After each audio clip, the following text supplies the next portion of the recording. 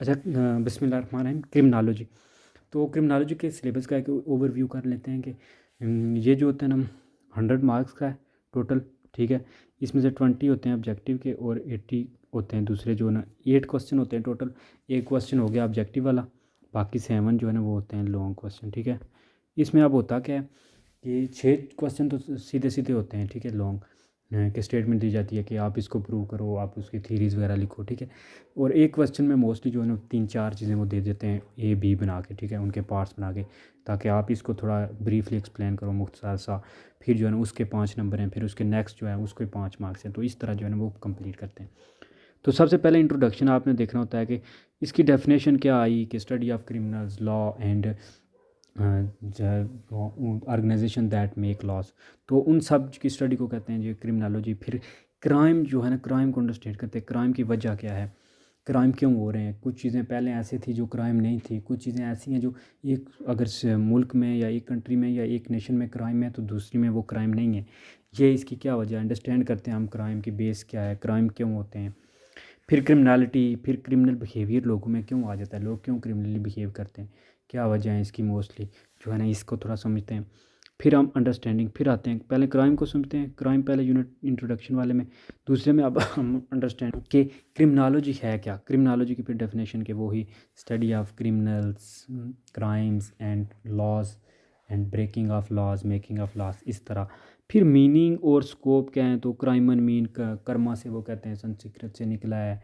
ठीक है, इसी तरह फिर जो है ना लैटिन में इसका क्या मतलब है, ये 2-4 चीज़ें हम देखते हैं कि टू चार्ज, ये चीज़ें जो है ना होती हैं। फिर जो है ना वो इसका स्कोप क्या है जी। अब स्कोप क्या, आप लॉ में जा सकते हैं, आप जो है ना लॉ मेकर में बन सकते हैं, लॉ मेकर बन सकते हैं। ठीक है, हाँ, देन आप जो है ना वो जो ये पुलिस वगैरह में जा सकते हैं। हाँ, फिर जो है ना टीचर बन सकते हैं। तो ये सारे जो है ना इसमें स्कोप है इसका, जो है ना वो ऑक्यूपेशन वगैरह आप इससे पढ़ के कर सकते हैं। फिर क्रिमिनोलॉजी एंड क्रिमिनल लॉ के, क्रिमिनल लॉ कैसे बनता है, क्रिमिनल लॉ में क्रिमिनोलॉजी का क्या रोल है। आप एज अ क्रिमिनल लॉ जो है ना क्रिमिनोलॉजिस्ट ही बनाते हैं, वो फिर उस लिहाज से देखते हैं कि क्या क्राइम हो रहे हैं माशरे में, उस लिहाज से पॉलिसियाँ बनाते हैं। क्रिमिनल लॉ बनते हैं जिसमें जो है ना सुप्रीम कोर्ट वगैरह ये सब कुछ जो है ना वो जजेस वगैरह ये सब रोल अदा करते हैं, पुलिस सब कुछ। फिर क्राइम एज सोशल प्रॉब्लम, तो ये एक बंदे की प्रॉब्लम नहीं है, ये सोशल प्रॉब्लम है, सोसाइटी की प्रॉब्लम है, मल्टी डिसिप्लिनरी है, हर बंदे की प्रॉब्लम है। यानी जो सिर्फ सिर्फ एक बंदे, सिर्फ विक्टिम या एक क्रिमिनल के दरमियान ही एक मसला नहीं है, बल्कि पुलिस के लिए है, फिर जजेस के लिए फ़ैसला करना, सोसाइटी के लिए कि वो जो अगर आपके साथ वाला कोई गलत कर रहा है तो आपको भी उस पर, आप पे भी उसका इम्पैक्ट होगा।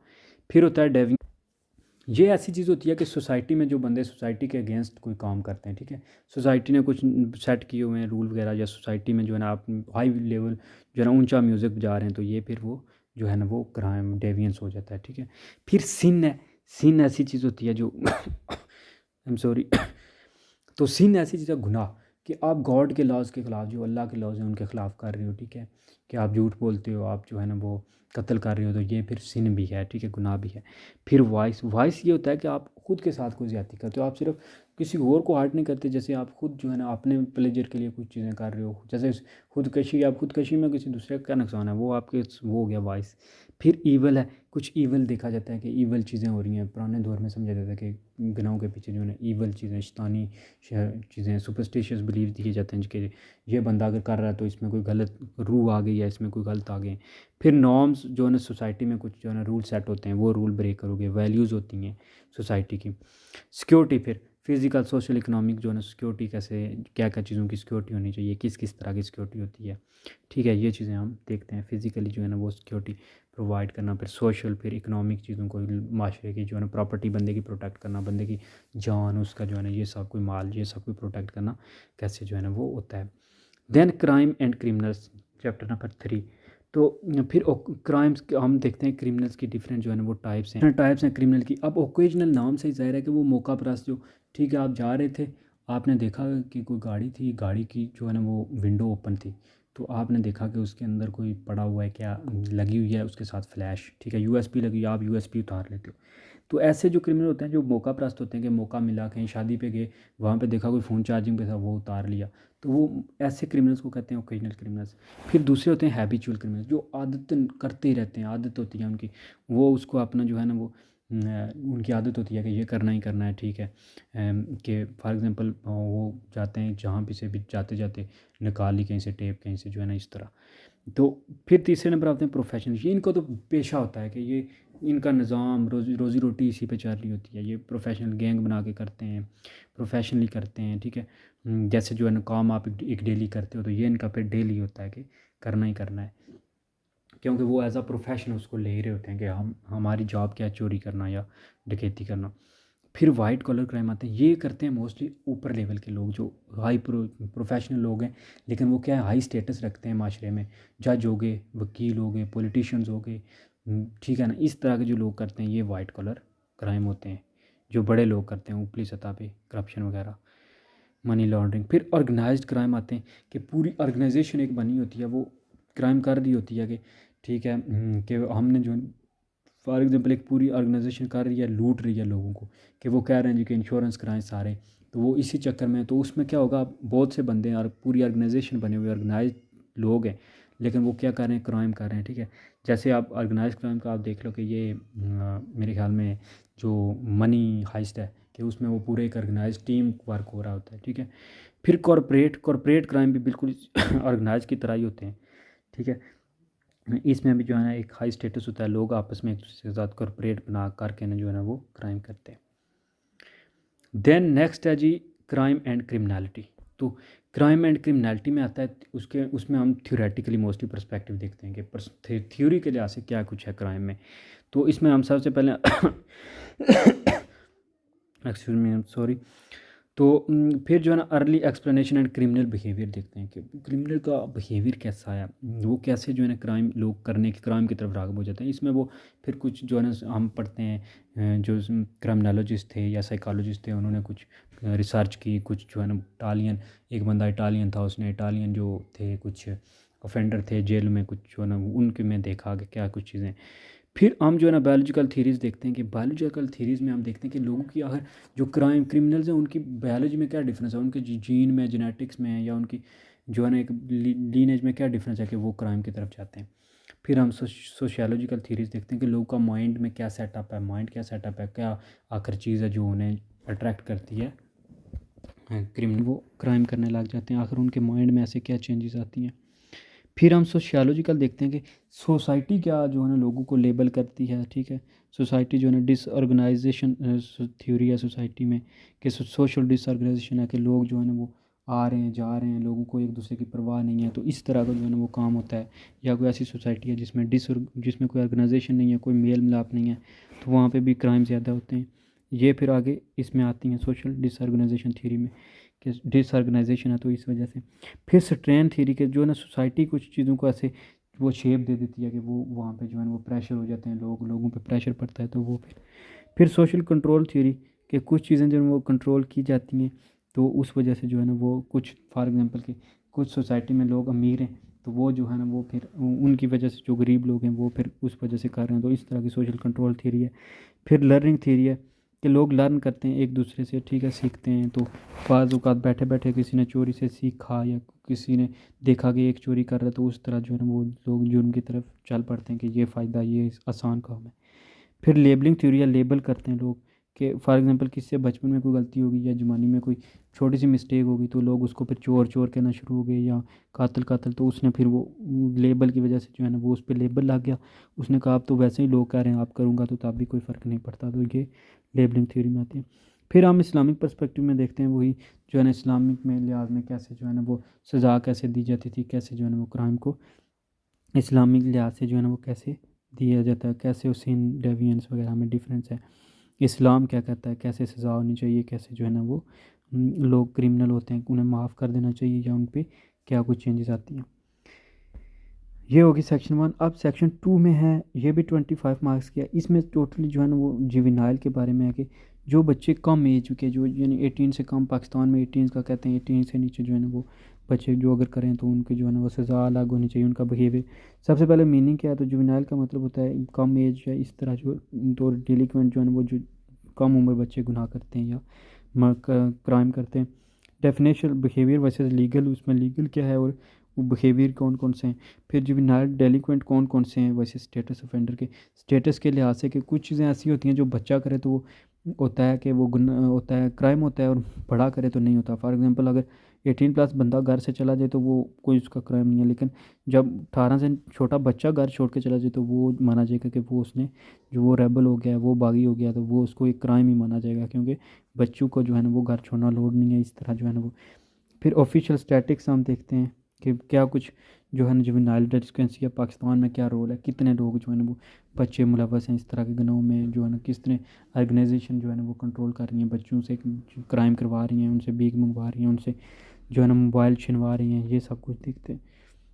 देन जुवेनाइल जस्टिस सिस्टम भी अलग होना चाहिए, क्योंकि बच्चों के लिए सज़ा और बड़ों के लिए अलग होनी चाहिए उनकी, क्योंकि फ़िज़िकल उनकी जो ड्यूरे उनकी वो बर्दाश्त करने की सालियत जो है वो भी जो है ना वो अलग है। फिर इसमें हम पुलिस का रोल करते हैं, पुलिस को क्या करना चाहिए, एक बच्चे को क्या हथकड़ी लगानी चाहिए या नहीं, हैंडकफ करना चाहिए, फिर उसको किस जगह रखना चाहिए, जो है ना डायरेक्ट जेल में डाल देना चाहिए या पहले जो है ना उसको अलग रखना चाहिए। बाकी ये पुलिस का हम काम देखते हैं, पुलिस को कैसे जो है ना स्टार्टिंग में उसको क्या करना चाहिए उस चीज़ पे। फिर जुवेनाइल कोर्ट प्रोसेस हम देखते हैं कि सबसे पहले जो है ना वो जुवेनाइल कोर्ट का क्या प्रोसेस होता है, कि वो प्री ट्रायल कैसे करती है, ठीक है। फिर ट्रायल एंड सेंटेंसिंग जो है ना वो उनको सज़ा और उनके साथ ट्रायल में क्या कुछ होना चाहिए, किस तरह के उनसे जो है ना वो बिहेवियर रखना चाहिए। रोल ऑफ प्रोसिक्यूटर के जो बंदा गवर्नमेंट की तरफ से जो है ना उन जुवेनाइल को विक्टिम की तरफ से या उस बच्चे को प्रोटेक्ट कर रहा होता है, उस बच्चे को डिफेंड कर रहा होता है, उसका क्या काम है। डिफेंस काउंसिल को जो दूसरे का वकील होता है अगेंस्ट उस बंदे के ऑफेंडर के, उसका क्या रोल है। जुवेनाइल जज क्या करते हैं, वो कैसे फ़ैसला करते हैं, कैसे जो है ना वो बच्चे की उसमें जो है ना हेल्प करते हैं या उसको, ठीक है ना, ये सारी चीज़ें। फिर जुवेनाइल प्रोबेशन ऑफिसर के जो बंदा एक जुवेनाइल है उसको आप छोड़ देते हो, ठीक है ना, क्या कहते हैं, ज़मानत दे देते हो कि ठीक है तो आप माशरे में जाओ, आप रहोगे, लेकिन आप जो है ना वो ये काम नहीं कर सकते, ये आपने करने, ठीक है। तो वो फिर प्रोबेशन ऑफिसर उसकी देखभाल करता है कि वो वाक़या में उन चीज़ों को फॉलो कर रहा है जो उस पर सैंक्शन लगाई गई थी, क्योंकि उसको जेल में नहीं रखते, उसको ज़मानत दे देते हैं। फिर जुवेनाइल जो करेक्शनल इंस्टीट्यूशन है कि जो कुछ इदारे काम करते हैं कि बच्चे ताकि वो मज़ीद ना बिगड़ें, बल्कि उनके पास अभी उम्र है तो वो उनको जो है ना वो गाइड करते हैं, उनकी कंसोलेशन करते हैं, उनको जो है ना वो चीज़ें सिखाते हैं, ताकि जो है ना वो बच्चे दोबारा माशरे में रहने के काबिल हो सकें, क्योंकि अभी उनकी एज ही क्या होती है, 18 से भी कम के होते हैं, तो ताकि वो सोसाइटी को फिर फ़ायदा पहुँचाएँ, दोबारा उनको रिहेबिलिटेशन कर सकें। फिर प्रोबेशन में क्या करता है कि वो प्रोबेट कर देते हैं उनको, सज़ा से जो है ना वो सज़ा जेल में नहीं लेके जाते, बल्कि वो उसी के अदालत के बंदे के अंडर होते हैं, तो वो उनकी देखभाल करता है, लेकिन उनको काम भी वो सिखाते हैं, काम पे भी लगाते हैं, लेकिन वो उनका प्रॉपर चेक भी करते रहते हैं कि वो वाक़या में बंदा फॉलो कर रहा है या नहीं, या वो दोबारा जो है ना वो गलत काम में ना लग जाए। फिर नॉन पुनिटिव अल्टरनेटिव्स जो हमने देखे जाते हैं कि उसमें भी वो बंदे की जो है ना बिहेवियर देखा जाता है, उसमें वो सज़ा पूरी कर रहा होता है, तो एंड के सज़ा के कुछ जो है ना वो माफ़ कर दी जाती है उसके बिहेवियर की वजह से, तो वो उसको ये चीज़ें होती। फिर क्रिमिनल जस्टिस सिस्टम का क्या रोल है, ठीक है। क्रिमिनल जस्टिस सिस्टम तो पुलिस एंड इट्स रोल, हम पुलिस का रोल देखते हैं कि पुलिस कैसे जो है ना वो अरेस्ट करती है। सबसे पहले ट्रायल आता है, पुलिस के पास आती है जी, ये FIR आती है, फर्स्ट इंफॉर्मेशन रिपोर्ट, ठीक है। तो फिर उसके बाद वो काम करना शुरू कर देते हैं, ठीक है। फिर जो है ना वो जाके मुजरिम को पकड़ते हैं, ये सब कुछ पुलिस का रोल हम देखते हैं। फिर जो है ना हम देखते हैं ट्रायल और कन्विक्शन ऑफेंडर्स के, ट्रायल कैसे चलता है उस बंदे का, अदालत में कैसे लेके जाते हैं पुलिस, फिर कैसे जो है ना वो प्रोसिक्यूटर होता है, डिफेंस अटर्नी होता है, ये सारी चीज़ें। कौन कौन सी एजेंसी जो है ना वो शामिल होती हैं इस काम में, कौन कौन से जो है ना वो लोग होते हैं, पूरा प्रोसेस हम पढ़ते हैं। क्रिमिनल कोर्ट्स का फिर प्रोसीजर और प्रॉब्लम्स क्या क्या हैं, कि उन वो क्रिमिनल को जो कोर्ट्स हैं वो प्रोसीड कैसे करते हैं, कैसे पूरे इस मामले को लेके चलती हैं, प्रॉब्लम क्या है हमारे जो क्रिमिनल कोर्ट्स हैं उनमें, क्या क्या मसाइल का सामना करना पड़ रहा है हमें, क्यों देरी क्यों करती हैं वो, क्या क्या मसले हैं इसमें, ये हम स्टडी करते हैं।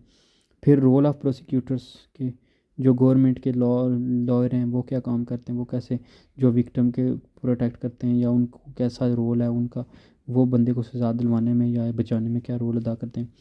प्रिजन, फिर जेलें कैसी हैं हमारी, एक जेलों में ज़्यादा से ज़्यादा, हमारी जेलों की कंडीशन के बारे में ज़्यादा ही हैं जेलें, हमारी जेलों में ऐसी बातें हैं कि अगर 200 बंदे की जगह तो 400 बंदा रखा हुआ है, ठीक है।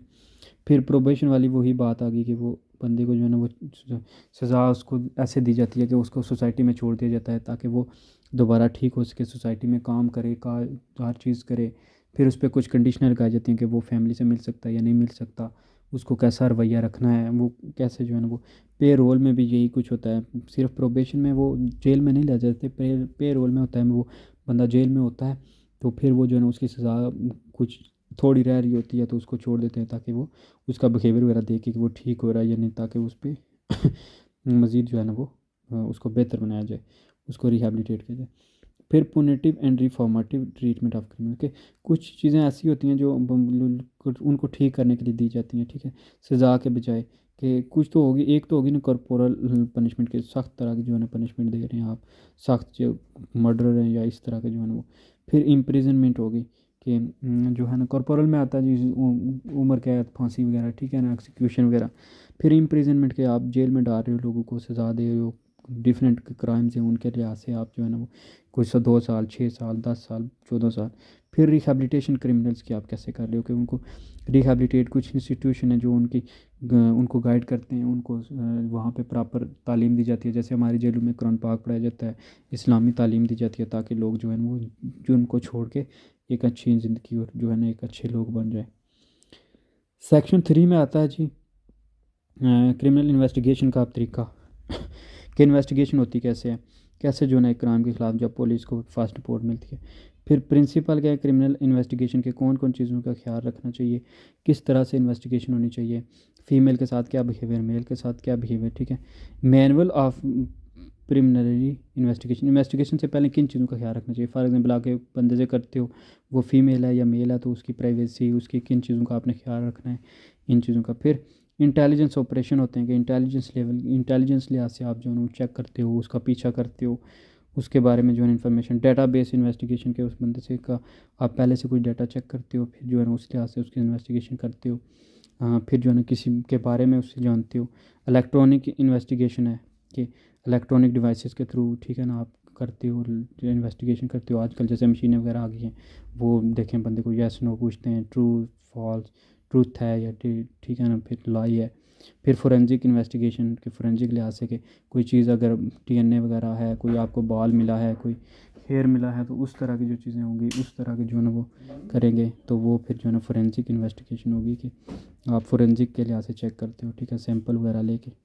फिर टेक्निक्स कौन सी इन्वेस्टिगेशन में, तो गैदरिंग इन्फॉर्मेशन फ्रॉम पर्सन, तो सबसे पहले तो जो मौके पे होते हैं वो येलो कौन सी लगाई होती हैं, वो आप येलो टेप लगाते हैं, उस जगह को सीज़ करते हैं, वहाँ पे देखते हैं कि क्या क्या जो है ना वो चीज़ें हो रही हैं। वहाँ से इन्फॉर्मेशन पहले पर्सन से, फिर जो बंदा मार रहा होता है फॉर एग्जांपल उससे आपने सबसे पहले इन्वेस्टिगेशन लेनी है। अगर आप मौके पे पहुँचते हो, पुलिस वालों को ये देखा जाता है, ये टेक्निक यूज़ की जाती है। फिर इंटरव्यूइंग एंड इंटरोगेशन, इंटरव्यू किया जाता है लोगों को बुला के सिंगल सिंगल के, जो है ना आपने वो जो है ना इंटरव्यू आप डिफरेंट तरह से हो सकता है, ऑनलाइन हो सकता है, जो है ना फेस टू फेस हो सकता है। फिर इंटरोगेशन जब आप एक फ़ेस टू फेस बंदे से करते हो कि उससे बारे में फिर थोड़ा, इंटरोगेशन में थोड़ा सख्त रवैया भी होता है, इंटरव्यू में इतना सख्त रवैया नहीं आप कर सकते क्योंकि इंटरव्यू जनरल होता है। इंटरोगेशन में आप प्रॉपर क्वेश्चन करते हो उस केस के रिलेटेड जो है ना स्पेसिफिक। तो फिर फिर जो है ना क्रिमिनल इन्वेस्टिगेशन एनालिसिस आप करते हो कि क्रिमिनल जो है उनकी इन्वेस्टिगेशन करने में आप जो है एनालाइज करते हो, कुछ क्वेश्चन करते हो, कुछ जो है चीज़ों को एनालाइज करते हो कि कैसे कैसे जो है ना वो इतनी उस आप उस मुकदमे के, उस बारे में, जो केस के बारे में इंफॉर्मेशन ले सकते हो। फिर लीगल एंड एथिकल गाइडलाइंस है फॉर इन्वेस्टिगेटर्स के, जो लोग पुलिस वाले या जो तफ्तीश करते हैं उनके बारे में क्या उनको और कुछ जो है ना चीज़ों का ख्याल रखना है, कुछ जो है ना वो लीगल और एथिकल गाइडलाइन होती हैं। सबसे पहले तो स्टॉप एंड फ्रिस्क ऑपरेशन है कि स्टॉप होता है सिंपली कि फॉर एग्जांपल कोई गाड़ी जा रही है, आप उसको रोकते हो, बस इतना स्टॉप होता है कि ठीक है स्टॉपिंग चल रही है जी रोड पे, कि लोगों को रोका जा रहा है बस, कि कुछ जो है ना वो फिर फ्री आता है फ्रिस्क। तो फ्रिस्क तब होता है जब आप किसी कोई डाउट हो, ठीक है, तो आपको कोई डाउट हुआ है कि ठीक है ये बंदा खतरनाक है, तो आप उसके ऊपर से जो है ना वो कपड़ों वगैरह को चेक करते हो, फिर जो है ना उसको आपको पता चलता है कि वो बंदे के पास कोई हथियार वगैरह, फिर जो है ना आप नेक्स्ट अरेस्ट प्रोसेस। तो ये स्टॉप से फ्रिस्क, पहले आपने रोका, फिर उसकी ऊपर से रिसर्च सर्च की, कपड़ों वगैरह के ऊपर हाथ चलाया, आपको पता चला कि उसके पास कोई ख़तरनाक चीज़ है, तो आपने उस पर फ्रिस्क लगाया, फिर जो है ना नेक्स्ट आता है अरेस्ट। अरेस्ट का प्रोसीजर ये होता है कि आप उसको फिर अरेस्ट कर लेते हो कि ये बंदा खतरनाक है, ये जुर्म कायम कोई जो है ना वो क्राइम कर सकता है, ठीक है, कोई भी जो है ना वो एक्शन क्राइम एक्ट कर सकता है, तो उस वजह से जो है ना वो आप उसको अरेस्ट कर लेते हो।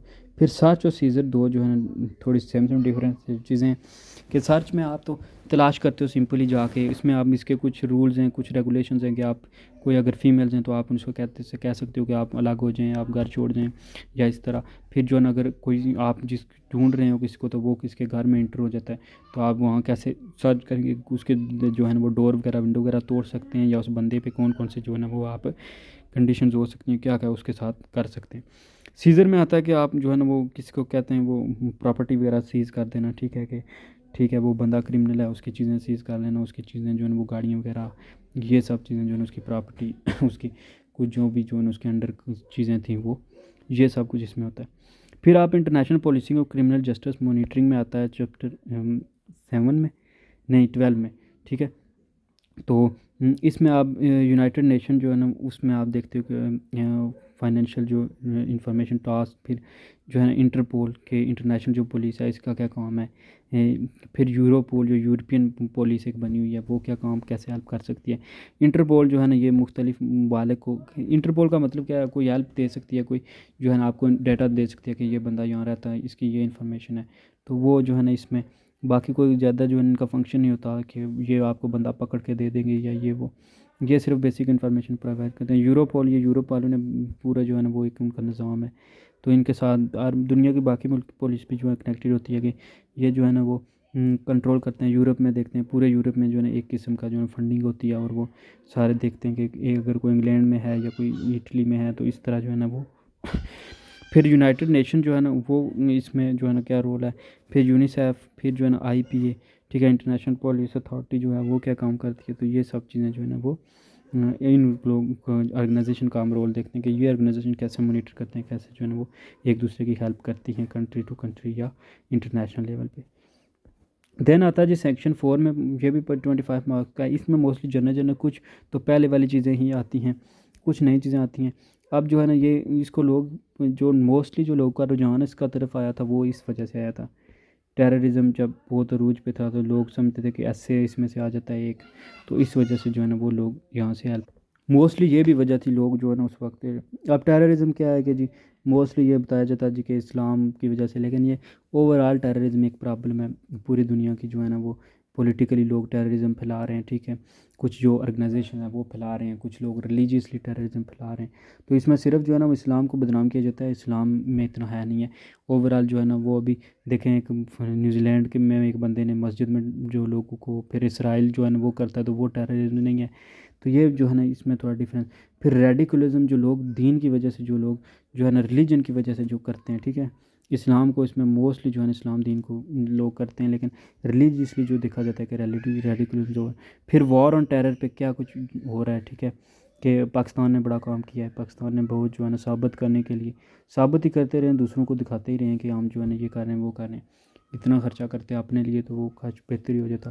फिर मीडिया रिप्रेजेंटेशन क्या है क्राइम की, कि मीडिया कैसे रिप्रेजेंट कर रहा है क्राइम को, किन चीज़ों को रिप्रेजेंट करना चाहिए और किन को नहीं, ये मीडिया पे थोड़ा जो है ना वो सेंक्शन, उस पर कंट्रोल होना चाहिए।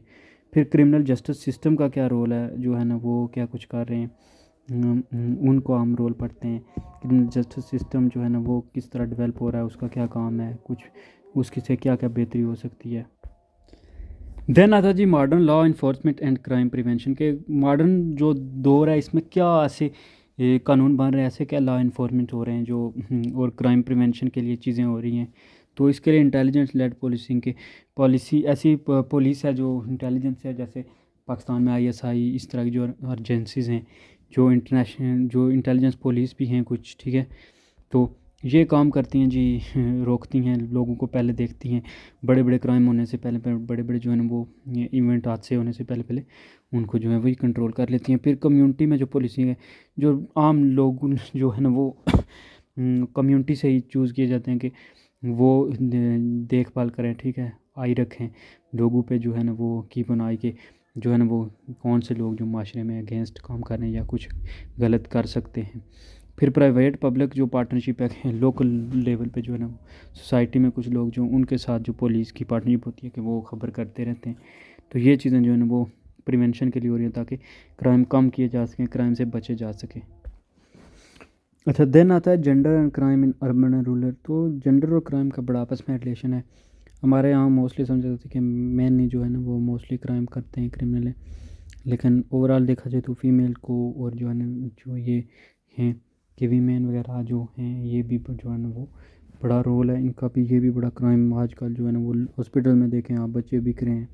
तो औरतों की वजह से बहुत सी जो है ना वो सेक्सुअल जो हरासमेंट है या जो सेक्सुअल हैं वो चीज़ें औरतों की वजह से हो रही हैं। औरतें खुद जो है ना वो लड़कियों को लेके जा रही हैं। तो ये चीज़ें जो है ना वो फिर अर्बन और रूरल में इसका क्या कुछ है, अर्बन में क्या कुछ हो रहा है, शहरों में, देहातों में जो है ना वो, देहातों में तो मोस्टली मेल की वजह से होता है, लेकिन अर्बन में जो है ना वो फीमेल भी बड़ा इसमें मुलव्वस है। फिर क्राइम और अर्बनाइजेशन का बड़ा रोल है कि वाक़या में जो है ना जहाँ पे सिटी लेवल पे क्राइम ज़्यादा हो रहे हैं, स्ट्रीट क्राइम हो गए, ठीक है, मर्डर हो गए पैसों के लिए। देन ऑर्गेनाइज क्राइम भी ज़्यादा हो रहे हैं क्योंकि लोग जो है ना वो बड़ी बड़ी ऑर्गेनाइजेशन बनी हुई हैं। वाइट कॉलर क्राइम, करप्शन बढ़ गई है जो है ना, मनी लॉन्ड्रिंग, फिर जो है ना वो रिश्वत, ब्राइबरी, ठीक है, ये सारी चीज़ें जो है ना हो रही हैं, ब्राइब वगैरह। फिर ह्यूमन राइट के अब्यूज़ एंड प्रोटेक्शन के लिए क्या कुछ किया जा रहा है कि ह्यूमन के जो बेसिक राइट्स हैं उनको बड़ा जो है अब्यूज़ किया जा रहा है। उनके नए लोग को मिल रहे हैं, लोग बेचारे जो है वो रो रहे हैं राइट्स के लिए। बेसिक राइट ही नहीं है लोगों को, तो खा डर है, खौफ है। प्रोटेक्शन उनके कैसे कर सकते हैं, कैसे जो है ना प्रॉपर्टी फिजिका और फिर जो है ना उनकी इकनॉमी को कैसे जो है ना वो। फिर स्पेशली चिल्ड्रन को बड़ा ख़तरा है, चाइल्ड अब्यूज़ हो रहा है, ठीक है, सेक्सुअल हरासमेंट हो रही है बच्चों के साथ, सेक्सुअली जो है ना वो अब्यूज़ हो रहे हैं बच्चे, लेबर हो रही, लेबर में जो है ना उनको लगाया हुआ है। तो इस तरह के वुमेन और माइनॉरिटी के साथ जो है ना वो भी बड़ा जो है वो हो रहा है, गलत हो रहा है। वीमेन के साथ वाक़या में कहीं पे डोरी की वजह से कुछ जो हैं जहाँ पे निज़ाम है, कुछ जो जहाँ पे फ़ैसले सुनाए जा रहे हैं जी, फ़ीमेल को, छोटी छोटी बच्चियों को ऐसे ही दे देते हैं कि जी रेप हुआ, एक फैमिली ने दूसरे के साथ किया तो उस फैमिली की बच्चियों को उठा कर दे देंगे कि आप इनको ले जाओ। माइनॉरिटीज़ के साथ जो हैं वो जो अक़लियतें हैं। फिर the role of civil society in NGOs और सिविल सोसाइटी का रोल क्या है। तो एनजीओज़ फीमेल के, वीमेन के जो है ना बड़ा काम कर रही हैं, वीमेन के लिए बड़े उनके राइट्स के लिए हाथ उठा रही हैं जी, बड़े जो है ना वो उनके लिए प्रोटेस्ट हो रहे हैं। फिर जो है ना एनजीओज़ का जो नॉन गवर्नमेंटल ऑर्गेनाइजेशन है ये भी बड़े काम कर रही हैं इन लोगों के ह्यूमन राइट्स के लिए। बड़ी जो है ना यूनाइटेड नेशन वगैरह की लोग आगे जो है ना वो ब्रांचेज हैं, फंडिंग हो रही है।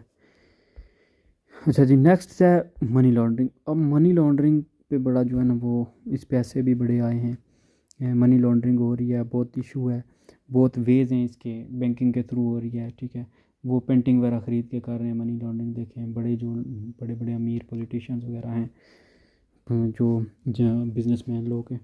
साइबर क्राइम जो कंप्यूटर, जिसमें ऐसे क्राइम जिनमें इंटरनेट डिवाइसेस वगैरह, ये जो इलेक्ट्रॉनिक डिवाइसेस वगैरह शामिल हों, उनको साइबर क्राइम कहते हैं। कंप्यूटर के थ्रू हो रहा है, लोगों का डाटा हैक हो रहा है, ठीक है, हैकिंग हो रही है, थेफ्ट हो रही है, लोगों का डाटा थेफ्ट हो रहा है, ठीक है। बिज़नेस जो लोगों के जो बिज़नेस अकाउंट हैं, जो बैंकिंग अकाउंट हैं, जो इस तरह इजी पैसा, जैस कैश वगैरह, ये इनसे पैसे लोगों को निकाले जा रहे हैं। लोग को जो है ना वो फिर जो है ना वो उनका डाटा चोरी करके उनको ब्लैकमेलिंग की जा रही है।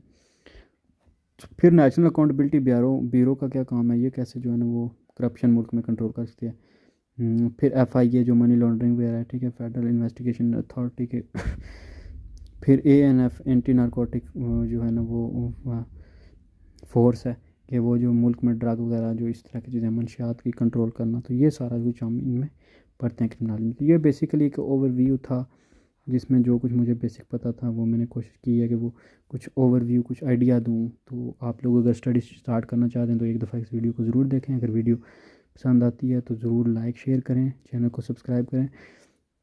अब इसमें बुक्स तो बहुत सी मेंशन है, बहुत अच्छी अच्छी बुक्स हैं, अगर ये बंदे को टाइम हो तो पढ़ ले। लेकिन इस एज में, क्योंकि मोस्टली जो 25 से 30 एज है या 20 से 30 एज, इसमें इतना टाइम तो नहीं बंदा एक निकाल सकता कि वो जो है ना बंदा इतना कोई हो सकता है उसका कोई फाइनेंशियल निज़ाम हो इतना, तो वो इजीली बैठ के जो है ना वो 10-15 दिन, एक महीने में एक बुक पढ़े, दूसरे महीने में दूसरी बुक पढ़े। तो वो, लेकिन उसमें भी इतनी बुक्स, इतने सब्जेक्ट ही पढ़ना 3-4 साल लग जाते। तो आप करें, एक लोकल बुक लें अच्छी सी, फॉर एग्ज़ाम्पल एडवांस वालों की अच्छी है क्रिमिनोलॉजी की, या फिर जो है ना वो JWT की ले लें। जो भी आपको 3-4 बुक को व्यू करें, उनको देखें सिलेबस के लिहाज से कौन सी अच्छी है, तो उसको फिर एक बुक बाई कर लें। मज़ीद आप फॉलो करें किसी को अच्छे से टीचर को, जिसको देखें आप प्रेफर करते हैं, जिसकी आपको समझ आती है, या जो जिसको आपको लगता है कि वो अच्छा पढ़ा सकते हैं, तो फिर जो है ना उसकी अगर आप वो मज़ीद कुछ ऐड करवाता है इन्फॉर्मेशन, तो आप उसी बुक पे ऐड करके उसको बना लें, एज वो आपके नोट्स बन जाएंगे और आपको वो टॉपिक भी पूरा हो जाएगा। बाकी ये तो इतनी बुक्स हैं हर एक टॉपिक के लिए, हर एक चैप्टर के लिए अलग है।